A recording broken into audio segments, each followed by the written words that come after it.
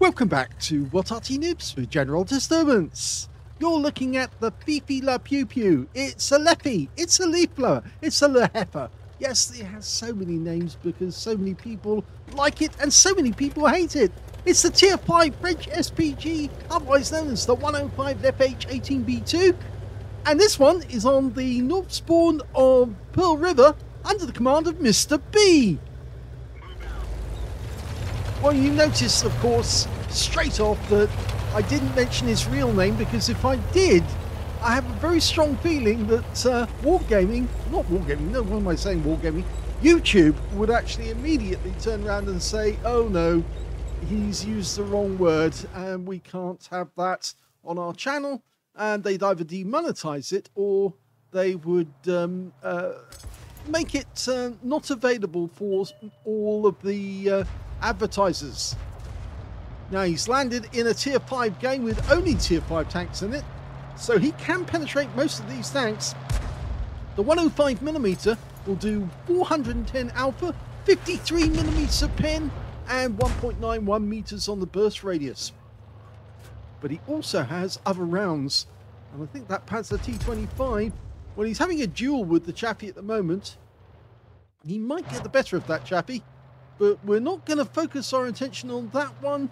We're now going over to the west side of the map. And oh, look at this bunch of tank destroyers and mediums. They've decided this is a really good spot to go to. It's not.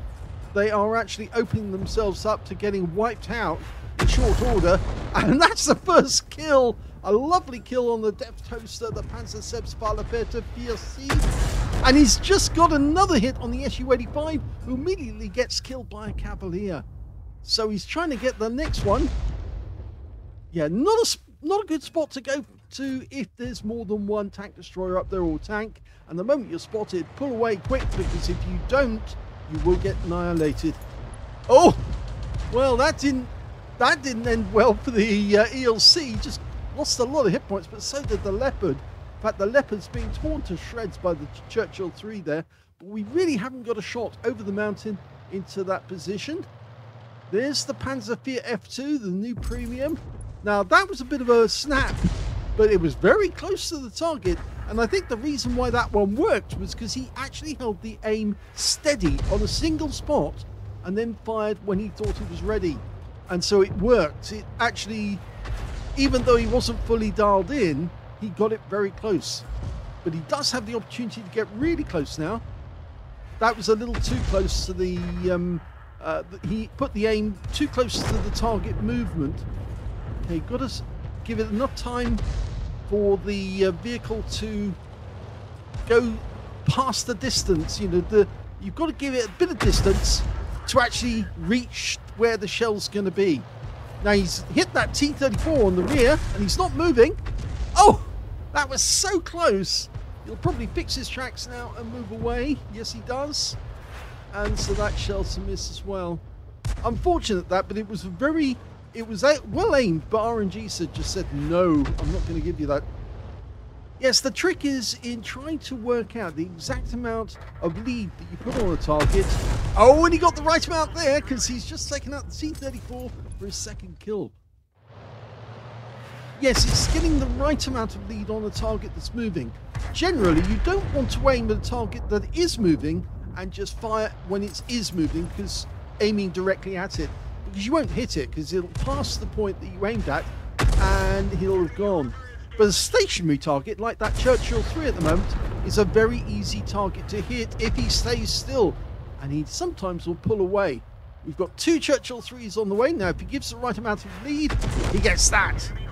Another kill. 3 kills now. That was right on target. He's now trying to work out, and he did get it right. He correctly worked out the exact distance to the next Churchill 3, and he got a hit. But it wasn't enough to... He's got a damaged engine. Yeah, even though we weren't using Eagle Eye, which would tell you the exact damage that the enemy actually had, you could tell that he was moving very slowly, which means he's got a damaged engine, and so that blind shot probably slowed him down. But he's decided there's another target he can go for, the chappie. We're 1 down on the enemy at the moment, so it's still anybody's game. can hear damage being done. The good thing about all the destructible material that Wargaming puts into these maps is that if you listen closely enough, when you're looking for a target, you can sometimes hear fences and obstacles and things being knocked over and destroyed. And that gives you a clue as to where the enemy is, so you can home in on the destruction being wrought. You can sometimes actually see the destruction, the fences being knocked over. Okay, nothing else in sight at the moment. So we've got a brief break. As most of you know, if you do follow What Arty Noobs, oh, there's somebody up there because they just fired, and it wasn't the trace that you normally see from a tank. It was more like a tank destroyer, slow-moving shell, an HE round, something like that. Okay, we've got a tank destroyer and a medium here. He's going for the 25 TP, the medium. Rounds out. He probably thinks he's not spotted, and he is now hit. That was a blind hit, dialed in precisely. He thought he was not spotted, and he's taken another hit. Now, this is going to be interesting. Does he get the kill? He hasn't lost a lot of hit points, but now he has. He's lost virtually everything. This could be a kill shot. Oh! Denied! The Churchill one took the kill off him. That's a kill steal from his teammate, but I suppose, yes, he got the hit points anyway. That's what Arty wants. They want all the hit points. As many hit points as you can get. KV1 fires a bit snap there, but it was dialed in fairly well. Knocked the building down. Now, he leads the target just a fraction. He did damage the tracks. Now, just a fraction more. That's it. Rounds out and direct hit. 145. Do it again. Rinse, repeat. And will he get that one? No, because the KV1 had the sense to stop moving, because every time he moved, he got hit. Now he's been hit and he's stationary. And I saw a tree go down in the background, which means that, yes, there is somebody there, but oh, there was an Arty in there. Instead of a tank destroyer or a self-propelled gun, it was an SU-122A. I thought the tracer looked a bit different to a normal tank. And in fact, that SU-122A has got very close to some of our teammates. And now we've got nobody left on this side of the map.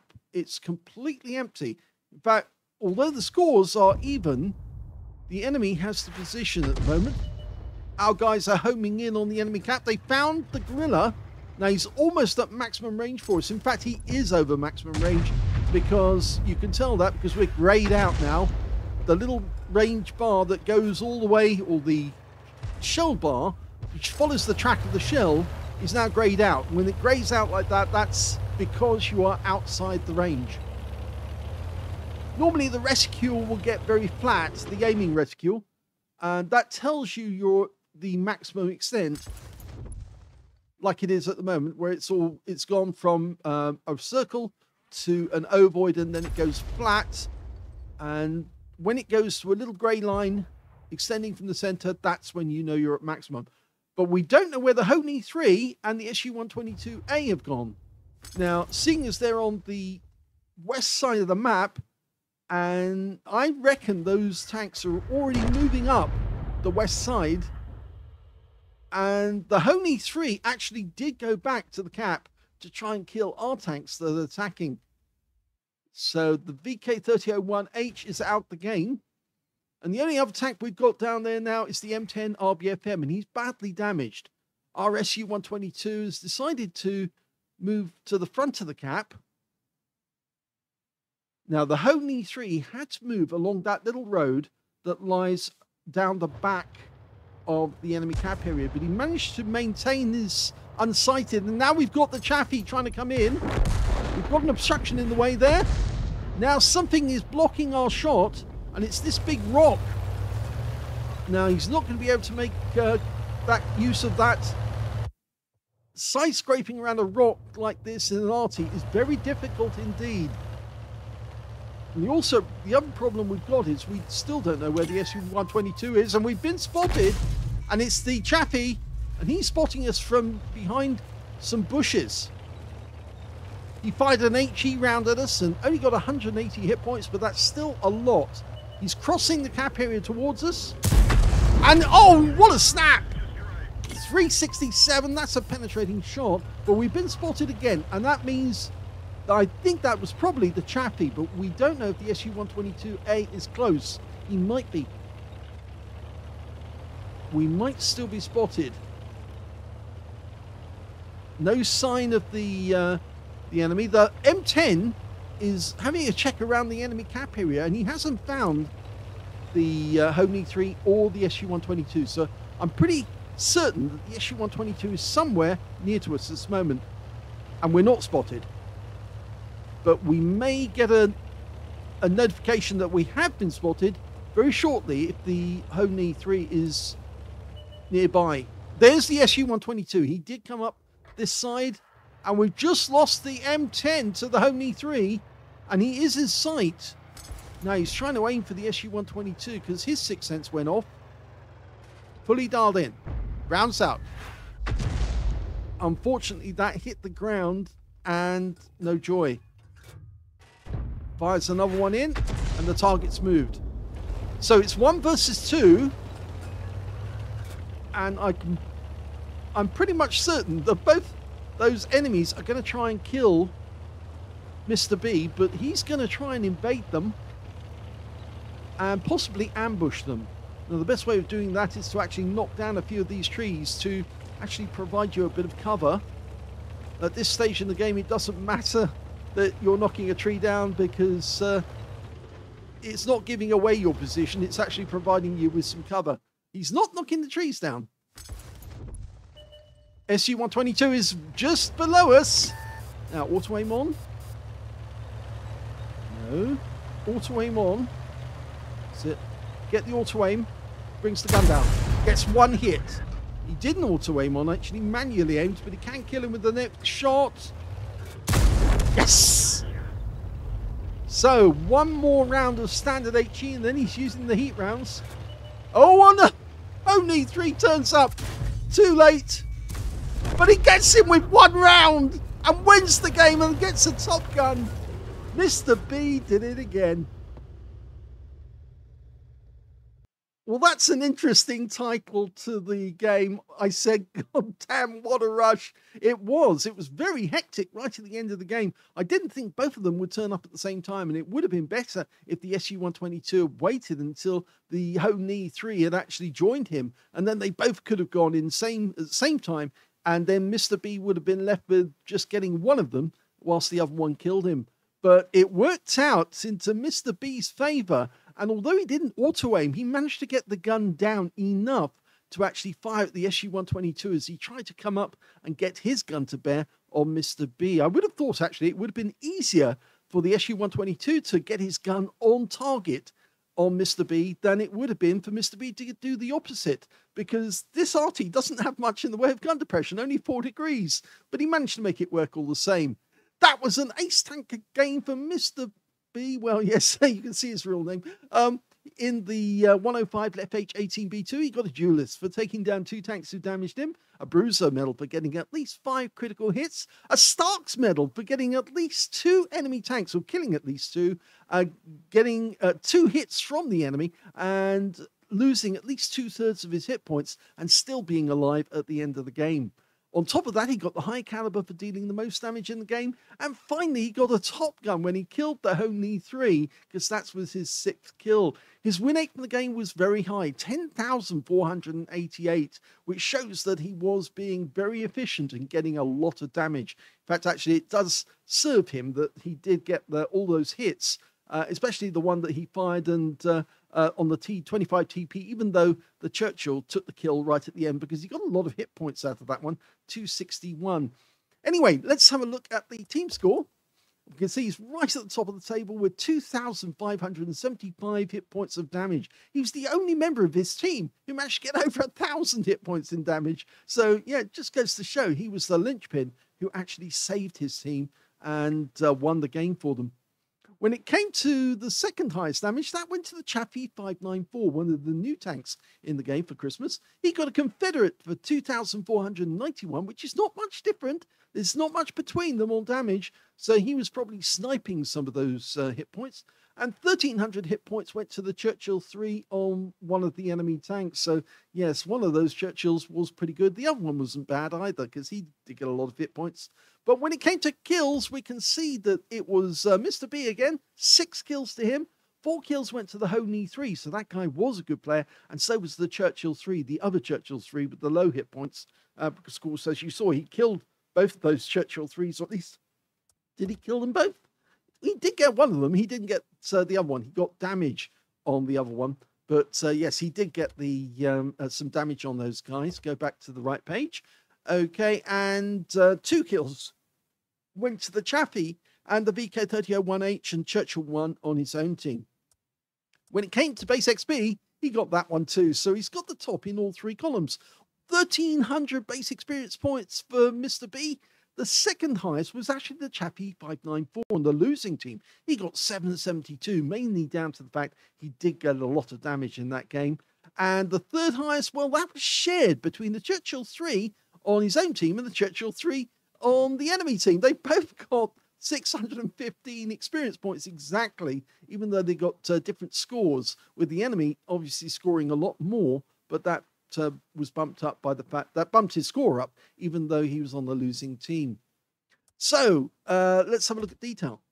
45 shots fired, so he only had 5 rounds left at the end of the game. And if I remember correctly, they were heat rounds as well, because as I remarked, they only have 1 HE round left, but that HE round was the round that killed the Honey 3 very effectively. He got 15 direct hits and 5 penetrations, and I'm pretty certain that the penetrating shot on the Honey 3, because it probably went straight through the gun shield. It did. Yes, and that's why he got a full roll. 293 hit points took the Honey 3 out. The Honey had already taken some damage anyway, but that shot, that vehicle is very big on its gun shield. And so when he fired the shell in, even at point blank range, it went right into the gun shield and killed him outright. The other ones that he managed to get a penetrating shot, the T-34, he got a nice one on that. The Panzercephalophaeter 4C, yes, he got that one's with penetrating. That was where they were on the mount, and there was all of them together, and he was isolated. He's also got a very big gun shield, so if a shell hits that one, again, it's going to be a penetrating shot. Now, the SU-122, he didn't get a penetrating shot. Actually, he hit the front of the vehicle, not the weak spots on it, so it was actually blocking the shot. The Chaffee, yes, he got a penetrating shot. That was the good Chappie as well, and he got the kill on him, and he didn't get the kill. Oh, but he did penetrate one of the Churchills with a penetrating shot, got 597. Now, Anton Benak, I think that's the one who got the high score of damage, or is it? No, it's not saying it. There he is, and it's the one that got the lot of kills that he got the kill shot on. Yes, so the other one was killed, I think, by somebody else. Yes. So he got the kill on this one. Going back to the scores, we say 13 splashes, damage of 2,575 hit points, 1,640 hit points at more than 300 meters. So you can see a fair amount of damage, almost 1,000 hit points of damage, well, 900 at close range. 2 hits received, both penetrations, I'm afraid. No Arty shells hit him, no splash damage. In fact, actually, the penetrating shot was fired by the Chaffee 594, and it was an HE round, and he aimed it specifically at our gun shield, and that's why he got the pen, and he got a low roll when he did it as well. 10 enemy vehicles were damaged, 6 were killed, 139 hit points of damage assistance, and he got 6 defense points when he reset the cap. That was the Chaffee, as he moved through the cap to try and get a shot on him, but he absolutely wiped the guy out. Now, he made a profit, 33,407 credits from the game, and he made 14,430 XP, and that's mainly down to rewards for completing a mission, but that's certainly going to bump his crew skills up and make him even more deadly to the enemy. Now, we have been doing a lot of replays featuring the PP just recently. A lot of people have been sending them in. I even sent one in, remember, because I actually had a game under one of my aliases, ForkU, and yes, so you will be seeing a lot of replays featuring the Fifi over the next couple of weeks or so. But I will try to squeeze in as many from other vehicles. And if you sent in a replay for a tank, not an Arty, please be aware that I'm afraid we will be doing a lot of Arty replays over Christmas, because that's what's being played. And so I might try and on one day try and squeeze in as many tank replays as we can, but we are known as an Arty website or an Arty channel, so we like to feature as many Arty replays. And it also helps if I explain to people how you get better results with your Arty, so that you can then take it out over the Christmas period and really do some damage on the battlefield. I hope you enjoyed that replay. If you did, please give this video a like, do subscribe to our channel, leave a little comment down below because it feeds the algorithm, and thank you for watching.